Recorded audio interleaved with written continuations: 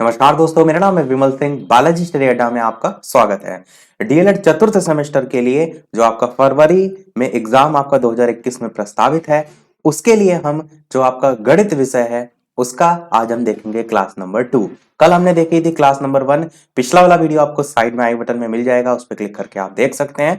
और ये जो आपका वीडियो होगा वो महत्वपूर्ण प्रश्न पर आधारित होगा, क्योंकि टॉपिक वाइज वीडियो हम ऑलरेडी करा चुके हैं सभी सब्जेक्ट के, चाहे वो मैथ हो, चाहे वो साइंस हो, चाहे वो इंग्लिश हो। सभी प्लेलिस्ट में सारी चीजें आपको मिल जाएंगी। मैं आपको दिखा भी देता हूं कि ये देखिए, आप होम वीडियो प्लेलिस्ट वाला ऑप्शन है। प्लेलिस्ट पर जब आप क्लिक करेंगे तो यहाँ पर फर्स्ट सेकंड सेमेस्टर के लिए अलग से है, थर्ड सेमेस्टर की सारी अलग से है, और ये फोर्थ सेमेस्टर यहाँ पर लिखा हुआ है।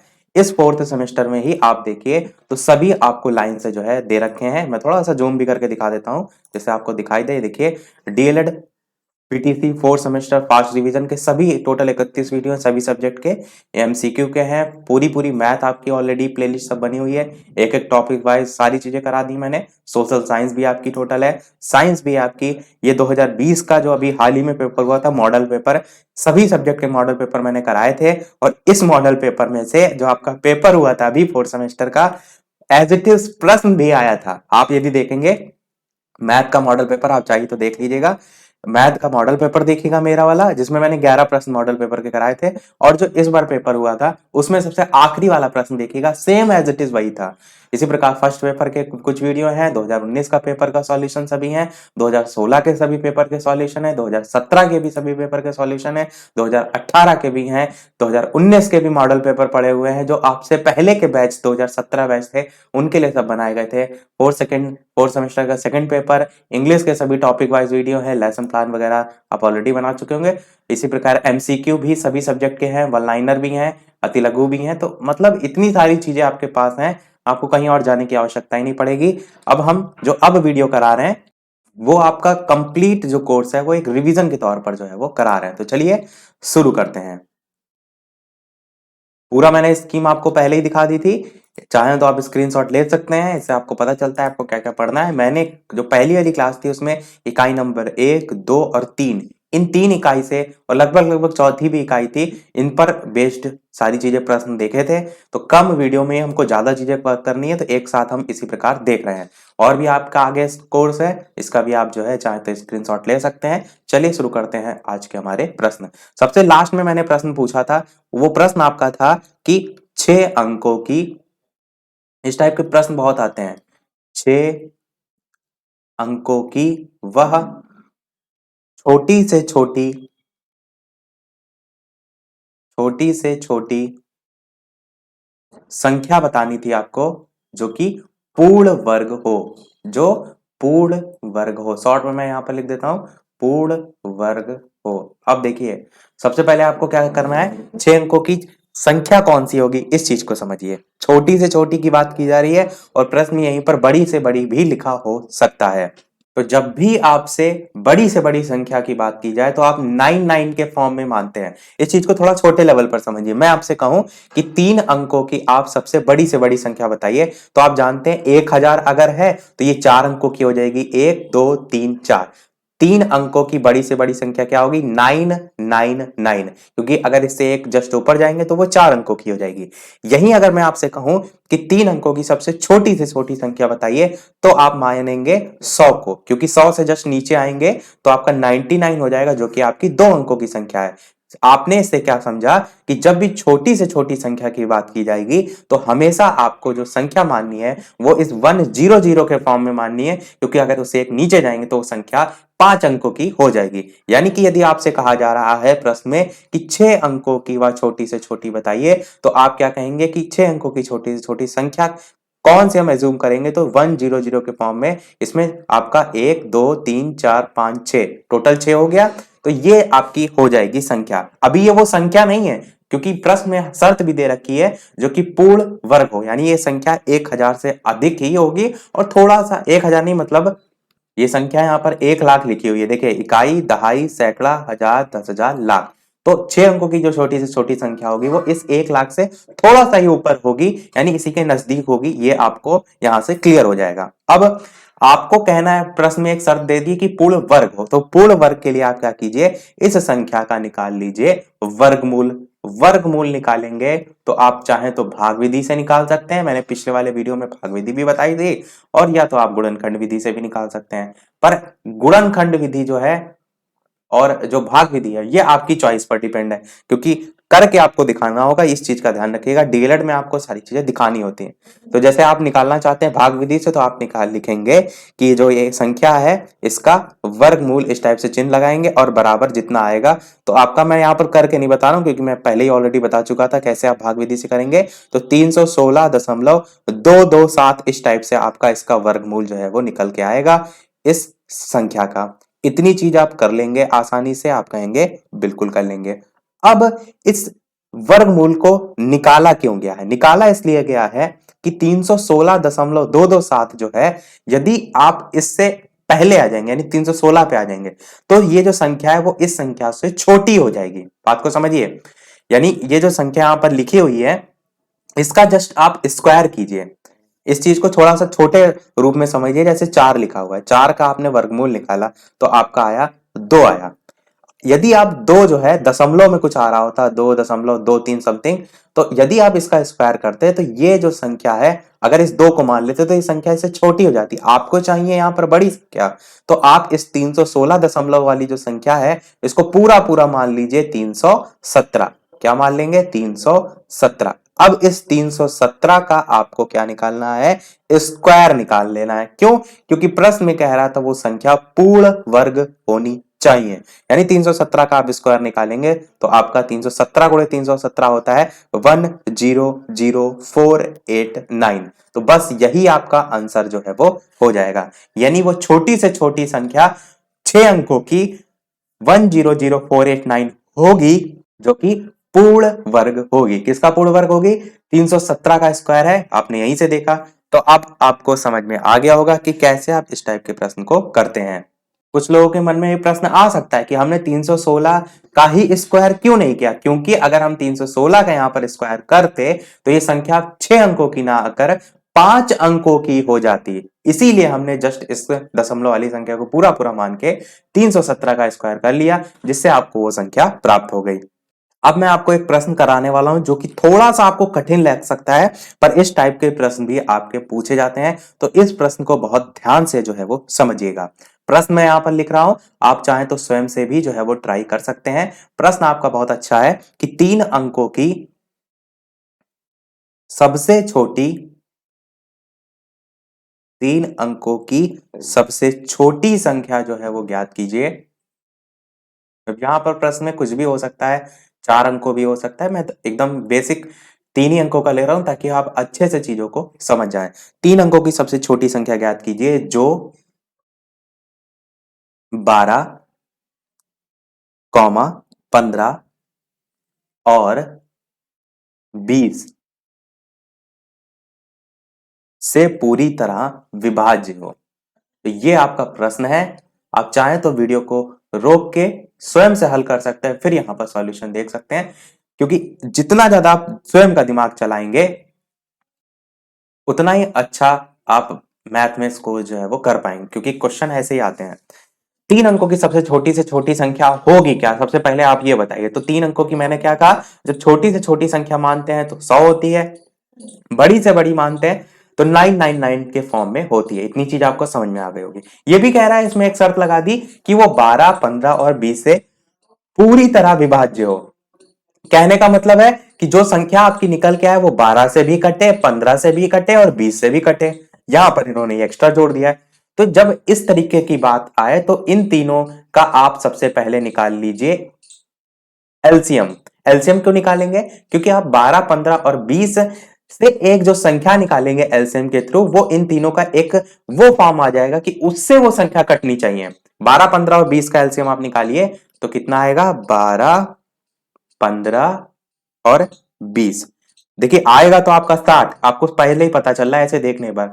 आप बिना लिखे भी एलसीएम निकाल सकते हैं, पर डीएलएड में आपको ये लिख के सारी चीजें दिखानी होती हैं, इसलिए मैं आपको बता रहा हूं। 2 6 12, 15 आपका ऐसे ही रहेगा, ये 10 बार में जाएगा, फिर 2 से काटेंगे तो 2 तिया 6 होगा, 15 ऐसे ही रहेगा, 2 पंचे 10 होगा, फिर आप देखिए 3 से कटेगा, 3 एक अन्नम 3, 3 पचे 15 और 5 को ऐसे ही रहने दीजिए, फिर 5 से भी कट जाएगा तो एक अन्नम एक अन्नम। तो अब 2 2 जा 4, 3 जा 12 और 12 5 जा 60, यानी इन तीनों का एलसीएम क्या निकल के आया, 60। अब आपके मन में ये आया होगा कि हमने बिना इसको देखे ही कैसे, मतलब बिना इसको लिखे ही कैसे बता दिया कि एलसीएम 60 ही आएगा। देखिए इसका क्या तरीका होता है, 12, 15 और 20 ऐसी संख्या आप एज्यूम कीजिए मन में अपने, जो कि 12, 15, 20 तीनों से कटे, तो 20 के गुणनखंड में आपका कैसे चलेगा, 20 होगा, 40 होगा, 60 होगा, 80 होगा, ऐसे होगा, बिल्कुल होगा। तो आप थोड़ी देर के लिए 20 से जस्ट ऊपर बढ़िए, 40 पे बढ़िए, ठीक। अब 15 के 40 से कटता है, नहीं कटता है, मनी में ये चीज सोचनी है आपको, नहीं कटता है तो 40 आपका कट जाएगा, जस्ट 60 पे आइए। 15 से कटता है 60, बिल्कुल कटता है, 15 चौके 60, तो यहां पर ये अप्लाई हो रहा है। 12 देखिए, 12 पंचे 60, यहां भी अप्लाई हो रहा है, यानी कि 60 वो संख्या होगी जो 12, 15 और 20 तीनों से कटेगी, या हम दूसरे तरीके से इसको कह सकते हैं कि 60 जो है इन तीनों का एलसीएम होगा। तो एलसीएम तो 60 आपका निकल के आ गया, इतनी बात आपको समझ में आ गई। ये 60 हमने निकाला क्यों एलसीएम, इसको समझिए। एलसीएम हमने इसलिए निकाला ताकि हमें वो संख्या प्राप्त हो जाए जो कि आपको अलग अलग ना सबसे चेक करनी पड़े, ये अकेले ही इन तीनों का काम करे। यानी कि यहां पर प्रश्न कह रहा था ना 3 अंकों की सबसे छोटी से छोटी संख्या, तो मान लीजिए यहां कोई संख्या निकल कर आई 3 अंकों की, कह रहा था इन तीनों से विभाज्य, तो अब आपको इन तीनों से विभाज्य नहीं चेक करना होगा, अब आपको इस केवल 60 से चेक करना होगा। अगर वो 60 से कट रही होगी तो इन तीनों से भी आपकी विभाज्य होगी, ये इसका मतलब है, इसलिए हमने एलसीएम निकाल लिया। अब आप क्या करेंगे, प्रश्न को आगे बताइए। तो अब आप तरीका ये अपनाएंगे कि ये जो 3 अंकों की सबसे छोटी से छोटी संख्या की बात की जा रही है, तो आप लिखेंगे कि 3 अंकों की छोटी से छोटी संख्या या सबसे छोटी संख्या बराबर 100, और इस 100 को आप क्या करेंगे, भाग दे देंगे किससे, जो एलसीएम निकल कर आया है 60, उससे भाग देंगे। 60 एकन्नम 60 जाएगा, ठीक है, बचेगा कितना शेष, 40। अब आपको दशमलव लगा के आगे नहीं सॉल्व करना है, क्योंकि हमें इस शेषफल का ही जो है वो काम है। जितना आपका यहां पर शेषफल बचता है, उस शेषफल को आप क्या करते हैं, इस एलसीएम से घटा देते हैं। तो 60 में से 40 आप घटाएंगे, 20 आपका बचेगा, और इस 20 को हम, जो आपने 3 अंकों की छोटी से छोटी संख्या मानी थी 100, इसमें जोड़ देते हैं, यानी आपका 100 में 20 जोड़ेंगे तो 120 आपका जो निकल कर आया, ये आपका बिल्कुल सही हो जाएगा। यानी वो संख्या कौन सी होगी 3 अंकों की छोटी से छोटी, तो आप कहेंगे वो संख्या 120 होगी, जो कि आपकी 12 से भी कटेगी, 15 से भी कटेगी और 20 से भी कटेगी, तो 120 आपका आंसर आ जाएगा। अब इस चीज को भी समझिए कि हमने यहां पर घटाने की बजाय यहां पर जोड़ा क्यों है, इस चीज को भी ध्यान दीजिए। देखिए अगर यहां पर जो शेष बचता है, ये जो एक्स्ट्रा शेष बचता है, ये 100 से घटाना होता है। 100 में से अगर आप 40 को घटाते तो आपका 60 बचता, तो ये 60 आपकी ऐसी संख्या होती जो निकल के आती, जो पूरी तरीके से 60 से डिविजिबल होती, परंतु प्रश्न में 3 अंकों की सबसे छोटी से छोटी पूछ रहा था, तो आप चाहते तो इसे घटाने के बाद जो संख्या आती, इसी का जस्ट डबल कर लेते, क्योंकि वो भी तो इसका दुगना, वो भी तो 60 से कटेगा, तो यहां से भी आपका 120 आ जाता। आप चाहें तो ये भी तरीका अपना सकते थे, पर यहां से आपको डबल करना पड़ता है। यहां पर जोड़ने पर क्या हुआ कि आपका डायरेक्ट आ गया। मैं एक और इसी सेम टाइप का प्रश्न और लेवल बढ़ाते हुए प्रश्न को जो है कराता हूं, जिससे आपका और ज्यादा कंसेप्ट जो है वो क्लियर हो। अभी हमने देखा था 3 अंकों की, ताकि चीजें आप समझ जाएं। अब हम ज्यादा बड़ा प्रश्न देखेंगे। प्रश्न है आपका 6, 9, 12, 13 और 15 इससे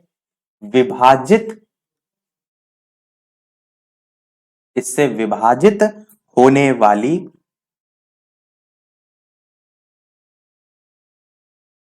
सबसे बड़ी 4 अंकों वाली संख्या क्या है, ये आपका प्रश्न है। और इससे आपका और ज्यादा कंसेप्ट जो है क्लियर हो जाएगा, संख्या क्या है। और लाइव टाइमिंग जिनको नहीं पता है उनको मैं बता दूं, शाम के 8 बजे है आपकी लाइव टाइमिंग, तो लाइव आकर आप वीडियो देख सकते हैं शाम के 8 बजे। पहली क्लास हो चुकी है इससे पहले, वो आपको कल मैंने बेसिक चीजें भी बताई थी, कुछ और भी चीजें बताई थी, वो देख लीजिएगा। देखिए इस प्रश्न को हम कैसे करेंगे। प्रश्न कह रहा है 6, 9, 12, 13 से सबसे कटे, विभाजित का मतलब होता है इन सबसे कटे और 4 अंकों वाली संख्या भी हो। तो सबसे पहले 4 अंकों वाली जो संख्या की बात की गई है, तो ये नहीं लिखा है कि छोटी से छोटी, यहां पर लिखा है बड़ी से बड़ी। तो बड़ी से बड़ी संख्या कौन सी होगी? तो आप कहेंगे 9 9 9 9। इतना आपने समझ लिया कि 9 9 9 9 होगी बड़ी से बड़ी। अब इस 9 9 9 के आगे नहीं होगी, 9 9 9 से कम होगी, क्योंकि इन सबसे कटनी चाहिए ना, 6 से भी, 9 से भी, 12 13 15। तो सबसे पहले मैंने क्या बताया कि सबसे चेक करने की बजाय आप इनका एलसीएम निकाल लीजिए, तो एक संख्या आपको मिल जाएगी, उससे डायरेक्ट आप चेक कर सकते हैं कि ये कट रही है सबसे कि नहीं। तो 6 9 12 13 15 का आप एलसीएम निकालेंगे, मैं तो डायरेक्ट लिख देता हूं एलसीएम कितना आएगा, क्योंकि तरीका मैंने आपको बता दिया है, समय आपका वेस्ट यहां पर करने का कोई मतलब नहीं है। तो 2 गुणे 2 गुणे 3 गुणे 3 गुणे 5 गुणे 13, इस टाइप से इसका गुणनखंड होगा। तो 2340 आपका एलसीएम यहां से निकलकर इन सभी संख्याओं का आएगा। फिर मैंने क्या बताया कि आपको निकालना होता है इस संख्या के नजदीक कितना वो संख्या एक्स्ट्रा जा रही है, तो आप इसको इससे कर दीजिए डिवाइड। तो 2340 को यहां रखिए, अंदर रखिए 9 9 9 और 9, थोड़ा सा इसको छोटा कर देते हैं, इस टाइप से रखिए। अब 2340 कितनी बार में जाएगा? उससे ज्यादा ना हो तो लगभग 4 बार में जाएगा, 2 4 जाए तो इससे कम ही रहेगा। तो 4 बार में जब आपका जाएगा तो 9360 ये आपका आएगा। 9 में से 0 जाएगा, 9 बचेगा, 9 में 6 जाएगा, 3 बचेगा, और 9 में 3 जाएगा तो 6 बचेगा। 639 आपका शेषफल बच गया। अब ये शेषफल क्या दर्शा रहा है कि 999 में इतना एक्स्ट्रा है। अगर आप इस एक्स्ट्रा वाली संख्या को इस 9999 से घटा दें तो जो संख्या आपको प्राप्त होगी वो वही संख्या होगी जो इस 2340 से पूरी तरीके से कट जाएगी। अब आपको बेहतर तरीके से समझ में आया होगा कि यहां पर जो 639 आप इसको भाग देने पर निकाल रहे हैं, ये इतना एक्स्ट्रा है, शेष बच रहा है। अगर आप इस शेषफल को ये जो 9999 में से घटा दें तो जो संख्या प्राप्त होगी, तो कौन सी संख्या प्राप्त होगी घटाने पर? 6399 को यहां पर मैं लिखता हूं 9999 और घटाएंगे क्या? 639, माइनस करेंगे, 9 में 9 जाएगा, 0 बचेगा, 9 में 3 जाएगा तो आपका 6 बचेगा, तो यहां पर आएगा 6, 9 में 6 जाएगा तो 3 बचेगा और 9 का 9 ही रहेगा। तो 9360 ऐसी संख्या होगी बड़ी से बड़ी जो 9 6 12 13 15 सबसे कटेगी और 4 अंकों की सबसे बड़ी संख्या भी होगी। ये आपका उत्तर जो है वो सही हो जाएगा। अब यहां पर मैंने जो चीज बताई ना कि एक्स्ट्रा वाला, अगर यहां पर 9000, ये देखिए यहां पर 9360 लिखा भी था, 2340 को जब 4 से गुणा करते हैं तो 9360 आता है। यदि यहां पर 9360 लिखा होता, पूरा पूरा कट जाता, तो आपका शेषफल बचता ही नहीं, यानी वो संख्या इससे पूरी तरीके से कटनी चाहिए। यही मैंने आपको कहा था कि 6 9 12 13 15 अलग अलग काटने की आवश्यकता नहीं है, एलसीएम इसीलिए हम निकालते हैं। तो अब आपको कंसेप्ट क्लियर हो गया होगा मेरे ख्याल से। अब एक टाइप का प्रश्न आता है जो इसी प्रश्न को दूसरे तरीके से पूछा जाता है, वो प्रश्न मैं यहां पर लिखता हूं। उसमें पूछा जाता है 300 और 500 के बीच आपको संख्याएं बतानी है। अभी तक तो छोटी बड़ी लिखा रहता है, पर अब एक तरीका इस टाइप से आता है कि 300 और 500 के बीच की संख्या जो है वो बताइए, बीच की संख्या बताएं जो 6 से भी कटे, 8 से भी कटे, 10 से भी कटे, 12 से भी कटे, या इन सबसे कह सकते हैं दूसरी भाषा में पूर्ण रूप से विभाज्य हो।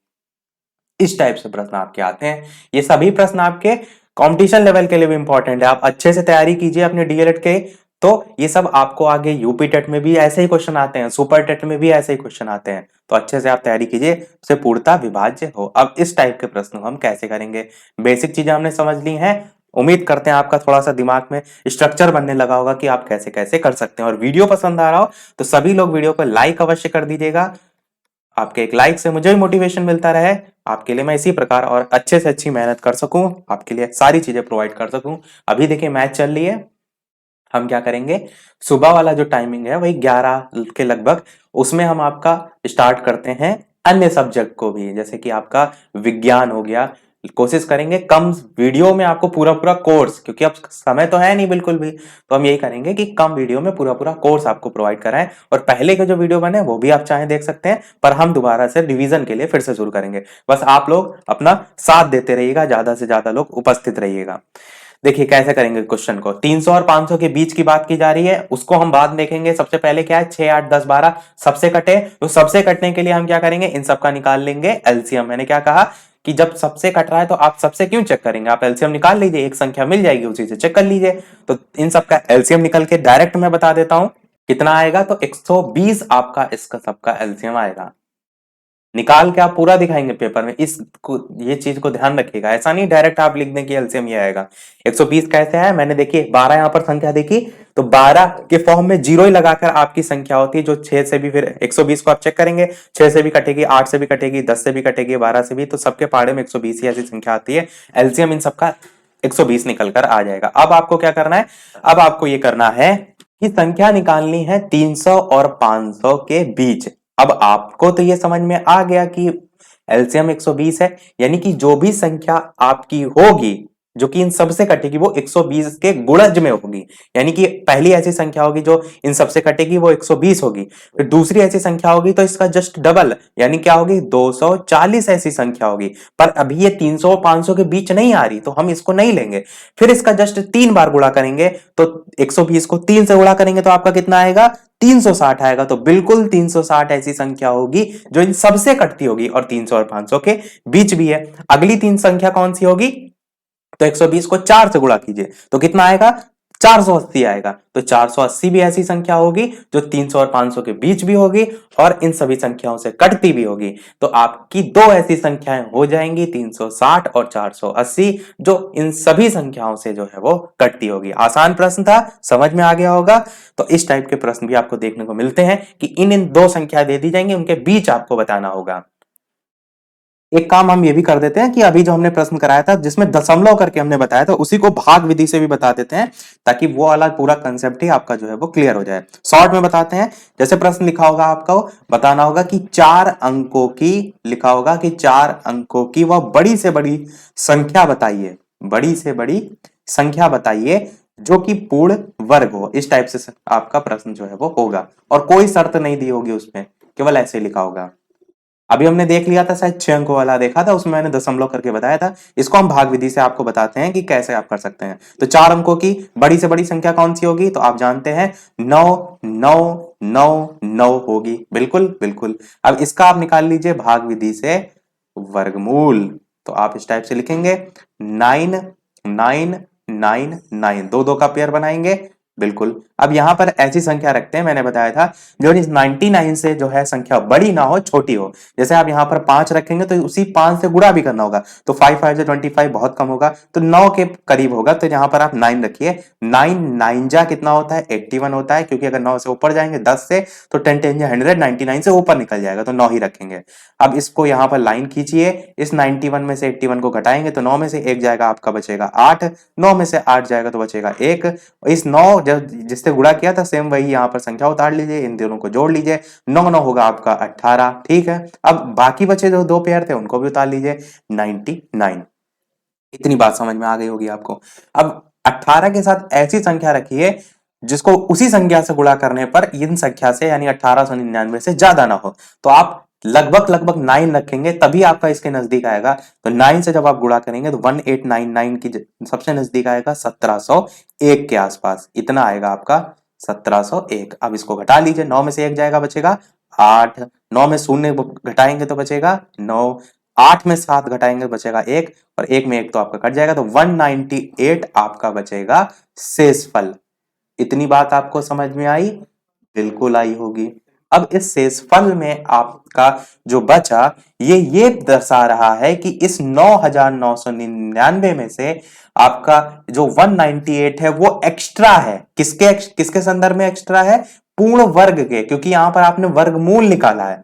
तो 9999 में से अगर आप 198 को घटा देते हैं तो जो संख्या प्राप्त होगी वो एक पूर्ण वर्ग संख्या प्राप्त होगी। तो घटा लीजिए, 9 में 8 घटाएंगे बचेगा 1, 9 में 9 घटाएंगे बचेगा 0, 9 में 1 घटाएंगे बचेगा 8 और 9 तो आपका ऐसे रहेगा, यानी 9801 ऐसी संख्या होगी जो कि पूरी तरीके से पूर्ण वर्ग होगी। किसका पूर्ण वर्ग होता है, तो ये 99 का वर्ग होता है, यानी कि 99 गुणे 99 आप करेंगे तो आपका कितना आएगा, 9801 जो है वो आएगा। तो आपने समझा कि कैसे जितना एक्स्ट्रा फॉर्म होता है उसको हम घटाते हैं। तो इस टाइप वाले अब आप क्वेश्चन कर ले जाएंगे। और जो ये आपके स्क्वायर लिखे हैं जैसे 99 का स्क्वायर 9801, इनकी भी ट्रिक होती है। चलिए मैं थोड़ा सा आपको दिखा देता हूँ, आपको कहीं ना कहीं एग्जाम में हेल्प ही करेंगे। इस एग्जाम में नहीं तो आगे आप डीएलएड के अलावा भी एग्जाम देंगे, कैसे निकालते हैं।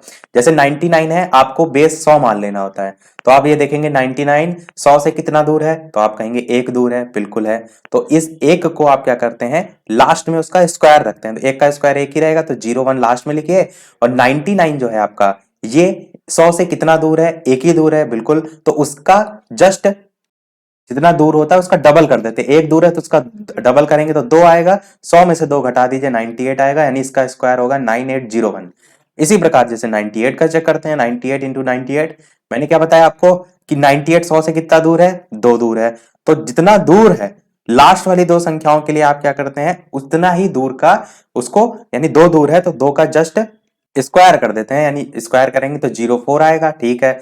और स्टार्टिंग की जो दो संख्याएं होती है उनके लिए क्या करते हैं, जितना दूर होता है उसका डबल करते हैं। स्क्वायर मतलब होता है उसी का स्क्वायर, डबल मतलब होता है उतना ही जोड़ देना। तो 2 का जस्ट आपका डबल करेंगे तो 4 होगा, तो इस 100 में से आप 4 घटाएंगे तो आपका बचेगा 96, तो इसका आएगा 9604।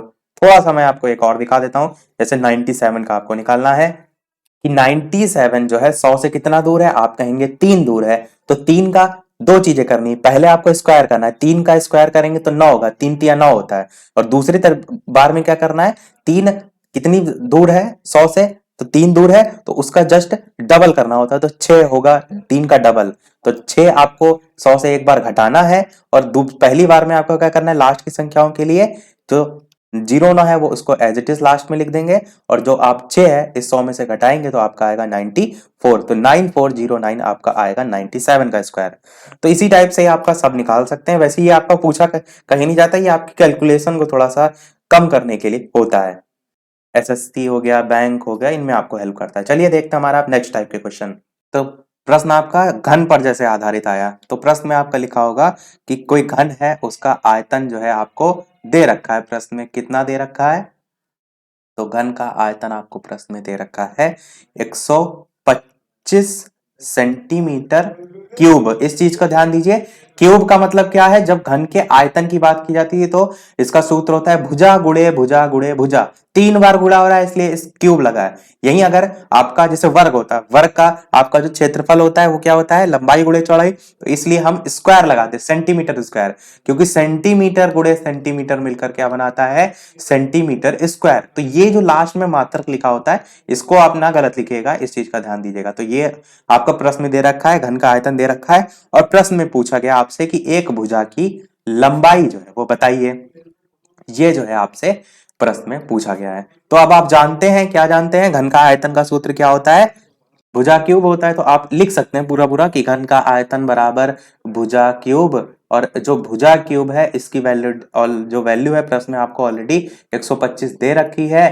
तो इस भुजा का मान जब आप निकालेंगे तो ये जो क्यूब रूट लगा ये उधर चला जाएगा, तो 125 जो है इसमें आपका लग जाएगा क्यूब रूट। 125 को आप ब्रेक करेंगे तो किस प्रकार से होगा, 5 गुणे 5 गुणे 5, और साथ में क्यूब रूट। जब इसे आप बाहर निकाल लेंगे, जो 3 बार आपका आ रहा है वो एक बार आएगा, यानी 5 आपका आंसर जो है वो हो जाएगा। इस टाइप से कहेंगे आप कि इस प्रकार घन की भुजा 5 सेंटीमीटर होगी। घन से ही याद आया, किसी ने प्रश्न जो पिछला वीडियो था उसके कमेंट में घनमूल पूछा था निकालने के संदर्भ में। तो देखिए आपका प्रश्न डीएलएड में कैसे आया था। नॉर्मल से आपसे प्रश्न में लिखा गया था 8000 जो है इसका घनमूल निकालिए। तो ये आपका प्रश्न जो है वो आया था 2019 में डीएलएड के। तो क्या करेंगे, 8000 का आप निकालेंगे सीधे सीधे गुणनखंड। तो गुणनखंड आप जानते हैं 8000 का निकालने के लिए 2 से काटते जाइए। 2 से काटेंगे तो पहली बार में आएगा 4000, फिर दोबारा 2 से काटेंगे तो 2000 आएगा, फिर 2 से आप इसे काटेंगे तो 1000 आएगा, फिर आप इसे 2 से काटेंगे तो आपका 500 आएगा, फिर आप क्या करेंगे, इसे 2 से काटेंगे तो आपका 250 आएगा, फिर आप 250 को नहीं काट सकते हैं 2 से, तो किससे कटेगा, ये 3 से नहीं कटेगा, 5 से कटेगा। 5 से काटेंगे तो आएगा 125। अब फिर 125 किससे कटेगा, तो ये फिर से 5 से ही कटेगा, तो 5 25 बार में जाएगा, 25 पंचे 125 होता है। फिर आपका 5 से कटेगा तो 5 5 जा 25 होता है, और लास्ट में फिर से 5 एक बार में जाएगा तो 5 एकन्नम 5 होता है। तो ये आपने क्या निकाल लिया, गुणनखंड। अब यहां से घनमूल कैसे निकालते हैं इस चीज को समझिए। तो सबसे पहले पूरे गुणनखंड आप लिखेंगे, जैसे 2 गुणे 2 गुणे 2। फिर 3 3 का पेयर बनाना होता है जब भी घनमूल की बात होती है। तो ये आपका एक 3 का पेयर बना है, एक 3 का यहां पर नहीं बना है, यहां पर 2 का बना है, यानी कि जितना 3 का पेयर बनेगा, यहां पर मैंने देखे एक चीज गलत किया है कि 250 से ये तो 2 से कटेगा ना, 5 से मैंने यहां लिख दिया है, क्योंकि 2 1 जा 2 2 2 जा 4, एक उधर जाएगा, 2 5 जा 10 125। हाँ तो ये 2 आएगा, एक पेयर ये बना है, 5 का एक पेयर ये बना है। अब देखिए यहां पर आप लिखेंगे पूरा कि 2 गुणे 2 गुणे 2, फिर उसी प्रकार 5 के लिखेंगे गुणे 5 गुणे 5। तो इस प्रकार से सारे पेयर लिख लिए। जब घनमूल की बात आ रही है तो आप 3 3 का पेयर बनेंगे, जब वर्गमूल आएगा तो 2 2 का पेयर बनाएंगे। जैसे यहां पर आपका बन गया 3 3 का, यानी कि जो 3 बार संख्या आ रही है उसको केवल एक बार लिखेंगे। तो एक बार 2 गुणे, दोबारा वाले में एक बार 2, फिर 5 भी आपका एक बार। अब 2 2 जा 4 5 जा कितना होगा, 20 होगा। तो घनमूल आपका क्या निकल कर आ गया, 20 जो है आपका आंसर हो जाएगा। समझे आप कि कैसे घनमूल निकाला जाता है, ये आपका आया था तो मैंने बता दिया। अब जो आपके लेवल पर, डीएलएड के लेवल पर प्रश्न थोड़ा सा घुमा के अब पूछे जाने लगे हैं, वहां कैसा प्रश्न पूछा जाएगा उसको समझिए। मैंने बेसिक चीज को समझा दी कि 3 3 का पेयर बनता है, पर यही चीज स्टेटमेंट में जब आती है तो आपको लगता है कि अरे ये तो बहुत कठिन प्रश्न पूछ लिया गया। तो ऐसा नहीं है, चीजों को समझेंगे तो आएगा। जैसे कि प्रश्न है कि वह छोटी से छोटी, वह छोटी से छोटी संख्या जो है वो कौन सी होगी, संख्या कौन सी है, वह छोटी से छोटी संख्या कौन सी है जिससे 392 को गुणा करने पर, गुणा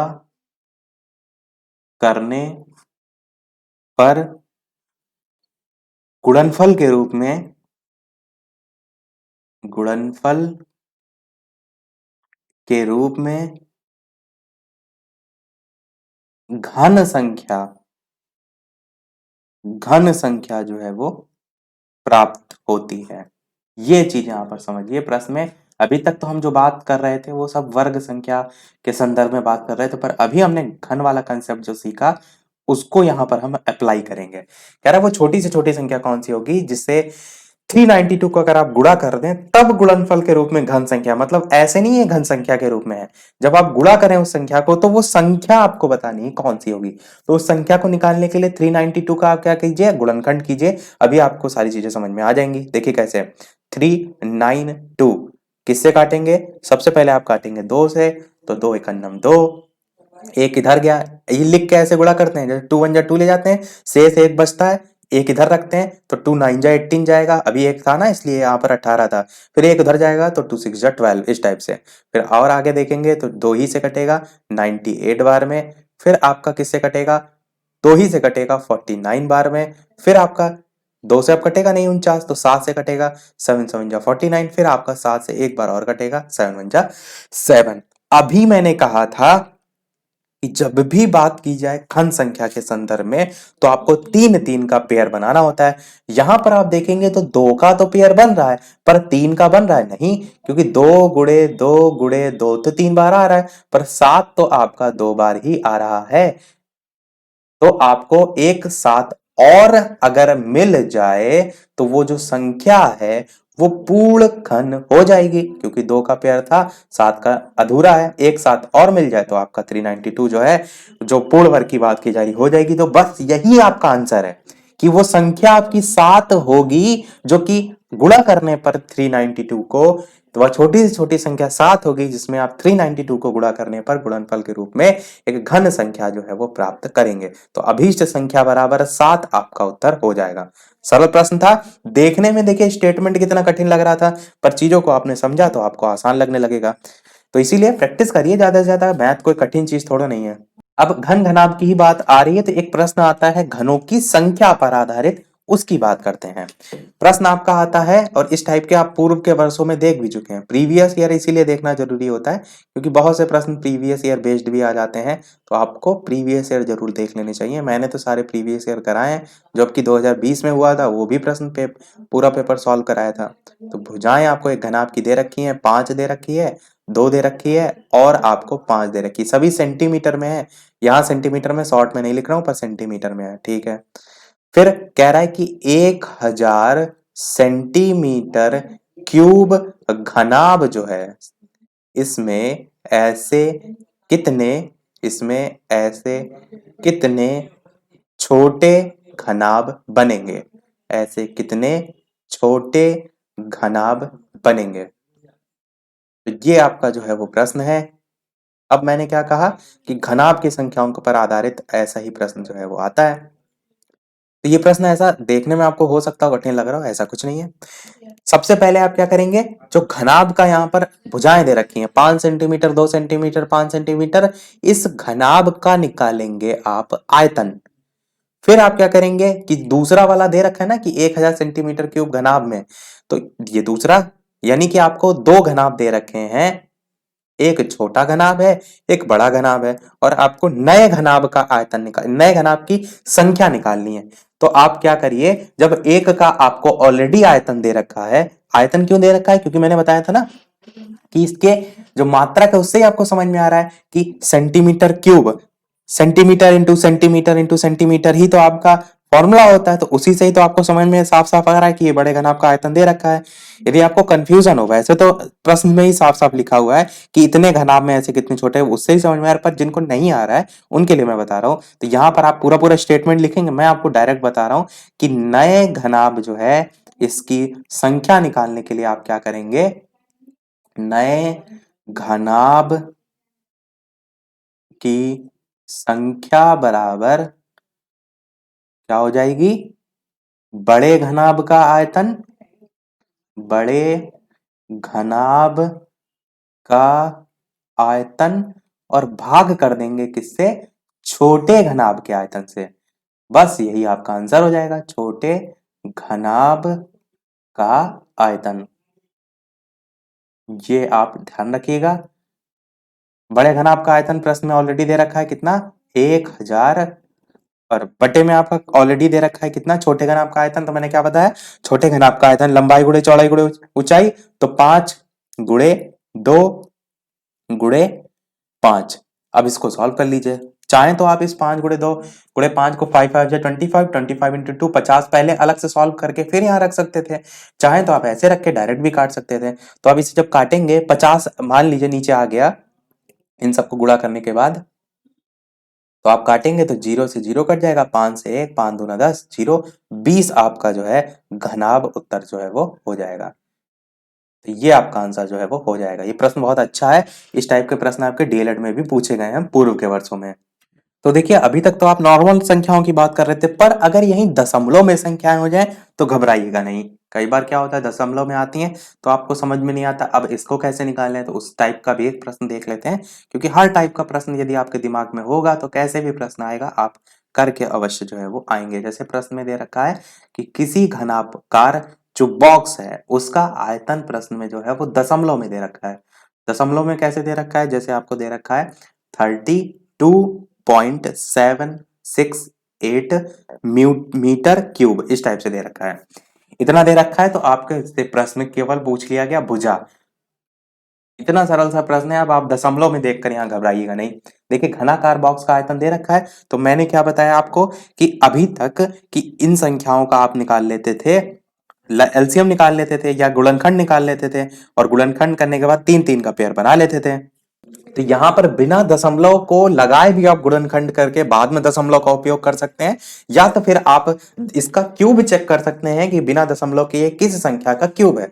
अब वो कैसे चेक करेंगे, जैसे कि यदि आप देखिए यहां पर, तो आप एक संख्या एज्यूम कीजिए 30 आपने मान लिया थोड़ी देर के लिए, तो यहां पर 3 का आप क्यूब देखेंगे, 3 3 9 3 27 होता है, और यहां पर 32 ही है। तो यहां पर जो 30 आपने माना है इससे छोटी संख्या ना होकर थोड़ा सा इससे बड़ी संख्या होगी। अब यहाँ पर 31 हो सकती है, या तो फिर 32 हो सकती है, या तो फिर 33 हो सकती है। अब आप एक एक को गुणा करेंगे तो बहुत समय लगेगा, तो केवल लास्ट वाली संख्या को देखिए, एक को आप 3 बार गुणा कीजिए तो क्या 1 1 जा 1 इंटू 1 लास्ट वाली संख्या के बराबर आ रहा है? नहीं, तो 31 नहीं होगा। 2 को आप 3 बार कीजिए, 2 गुणे 2 गुणे 2, 2 2 जा 4 2 जा 8, तो 8 के बराबर आ रहा है बिल्कुल, तो 32 ही आपकी वो संख्या होगी। अब वो दशमलव के नजदीक है या नहीं है वो आपको गुणा करने पर पता चल जाएगा कि 32,768 के कितने नजदीक है। उस आधार पर ऑप्शन से आप छांट सकते हैं, और नहीं अगर ऑप्शन से छांटना चाहते हैं तो जो गुणनखंड विधि से मैंने बताया उस आधार पर भी कर सकते हैं।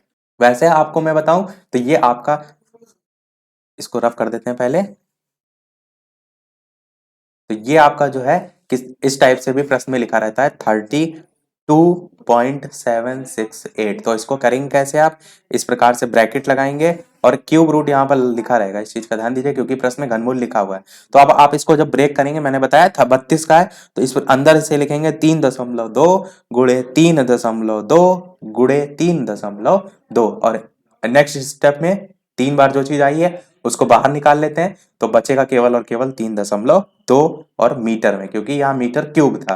तो ये आपका आंसर जो है वो हो जाएगा। समझे आप? इसी टाइप का एक प्रश्न मैं आपको और दिखाता हूं, जैसे कि आपका इस टाइप से लिखा हो और यहाँ लिखा हो 1 प्लस 343, और ये आपका क्यूब रूट में मान दे रखा हो और टोटल का भी क्यूब रूट लगा हो। इस टाइप से भी प्रश्न आते हैं। अब यहाँ पर दशमलव तो नहीं, मैं आपको एक कंसेप्ट बता रहा हूँ। तो कैसे 343, सबसे पहले जो बाहर वाला क्यूब रूट है इसको लगे रहने दीजिए, एक ऐसे लिख दीजिए, सबसे अंदर से सॉल्व करना शुरू करेंगे।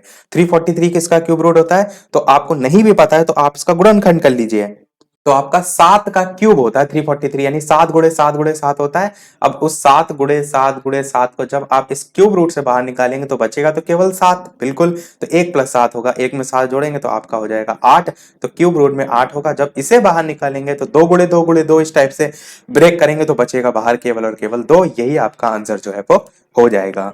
इसी प्रकार एक संख्या दशमलव में भी आती है, उस टाइप का प्रश्न देखिए, जैसे कि आप देखेंगे क्यूब रूट में लिखा हुआ है आपका 0.000178 और क्यूब रूट में लिखा होता है। अब यहाँ पर इतने सारे जीरो देख के घबराना नहीं है आपको, आपको जो संख्या है यह देखना है किसका क्यूब रूट है। तो ये होता है 12 का, 12 गुणे 12 गुणे 12 करेंगे तो 1728 आता है। तो अब आप यहाँ पर भी देख रहे हैं कि दशमलव के बाद 2 जीरो लगे हुए हैं। जब आप ब्रेक करेंगे तो दशमलव के आगे जीरो नहीं आएगा, इस चीज का ध्यान, मतलब दशमलव जो है उसके उस तरफ दाहिने हाथ पे जीरो नहीं होगा। जब यहाँ पर संख्या जो है उसी के आधार पर जीरो होते तब लगाते, यानी जब अंदर ब्रेक होगा तो कुछ इस प्रकार से होगा, क्यूब रूट तो रहेगा ही रहेगा। इसको जब आप गुणनखंड में लिखेंगे तो 0.12 इंटू 0.12 इंटू 0.12 होगा। कभी कंफ्यूजन हो तो खुद से गुणा करके देख लीजिए, 0.12 इंटू 0.12, तो यही आपकी संख्या प्राप्त होगी। अब आपको मैंने क्या बताया, क्यूब रूट में जो 3 बार होता है उसको बाहर निकालते हैं तो आपका बचेगा केवल और केवल 0.12, यही आपका जो है वो आंसर हो जाएगा। तो आज के वीडियो में इतना ही रखते हैं। एक प्रश्न आपसे भी पूछते हैं, जैसा कि सभी वीडियो में हम आपसे एक ना एक प्रश्न पूछते हैं, और जो नेक्स्ट आपका क्लास नंबर 3 होगी उसमें हम प्रायिकता से चीजें स्टार्ट करेंगे, क्योंकि इस टाइप के जो इधर वाले जो चैप्टर हैं लगभग उनके हर टाइप के मैंने प्रश्न जो है वो बता दिए हैं। कैसे भी प्रश्न है आप जो है आसानी से कर ले जाएं। बस आपका काम क्या है, आप थोड़ा सा प्रैक्टिस कर लीजिएगा अपनी तरफ से, क्योंकि चीजें देखने से ज्यादा जब आप प्रैक्टिस करते हैं तब आपको और अच्छे से समझ में आता है कि आप क्या चीज नहीं कर पा रहे हैं और क्या चीज कर पा रहे हैं। तो कोशिश कीजिएगा सभी लोग प्रैक्टिस करने की, और वीडियो को सभी लोगों के साथ शेयर भी अवश्य कर दीजिएगा। मैं ये चाहता हूं कि मैथ में किसी की भी बैक नहीं आनी चाहिए, इसीलिए मैंने शुरू ही आपका इसी से ही शुरू किया है, मैथ सब्जेक्ट से, क्योंकि मैथ में मैंने देखा है काफी लोग जो है कह रहे हैं उनकी बैक आई है। तो इस बार कसके से मेहनत करते हैं हम भी, आप भी, और मैथ जो बैक है उसको एकदम हटाते हैं कि अब मैथ में दोबारा से बैक बिल्कुल नहीं आनी चाहिए। तो आप भी मेहनत कीजिए, वीडियो को शेयर कीजिए, वीडियो को लाइक कीजिए, और चैनल पर नए हो तो सब्सक्राइब करके भी अवश्य जुड़ जाइएगा, ताकि एग्जाम की अंतिम तारीख तक कोई भी वीडियो आए तो आपसे मिस बिल्कुल भी ना हो, क्योंकि एग्जाम की लास्ट डेट तक आपको इसी प्रकार बैक टू बैक वीडियो जो है वो मिलते रहेंगे, चाहे वो फास्ट रिवीजन हो, चाहे वो कंप्लीट कोर्स हो। और प्लेलिस्ट में जाकर सारे वीडियो भी देख सकते हैं जो कि पहले के ऑलरेडी बने हुए हैं, क्योंकि उसमें और ज्यादा चीजें डिटेल में बताई गई थी, यहाँ पर थोड़ा शॉर्ट में बताई जा रही है क्योंकि थोड़ा सा समय की कमी है। तो ये आपका है प्रश्न जिसका आंसर आपको सॉल्व करना है और वीडियो के मेन कमेंट में बताना है कि एक घनाकार कंपोस्ट खाद के गड्ढे का आयतन दे रखा है 13.824 मीटर क्यूब, तो गड्ढे की गहराई जो है वो कितनी होगी। तो सभी लोग सॉल्व जरूर कीजिएगा, गलत सही कोई आंसर आए क्योंकि गलत आप टाइप करेंगे तो आपको एहसास होगा कि अभी आपको और मेहनत करने की आवश्यकता है। कल हम बताएंगे इसका आंसर। टाइमिंग हमारी रहेगी शाम के 8 बजे, तो सभी लोग लाइव आ जाइएगा। साथ में मिलकर पेपर को भी सॉल्व करेंगे, आगे जो हो चुके हैं उन क्वेश्चन को भी सॉल्व करेंगे, और साथ में प्रैक्टिस तो हर टाइप के प्रश्न करेंगे ही। तो आज की वीडियो में इतना ही। वीडियो पसंद आया हो लाइक अवश्य कीजिएगा, चैनल पर नए हो तो सब्सक्राइब जरूर कीजिएगा, और जितने भी छात्र हैं उन सबको बता दीजिएगा रिवीजन के लिए, वीडियो को शेयर कर दीजिएगा ताकि और लोग भी जुड़ सके। तो मिलते हैं फिर अगले वीडियो में नए टॉपिक के साथ। तब तक के लिए नमस्कार। Thank you for watching.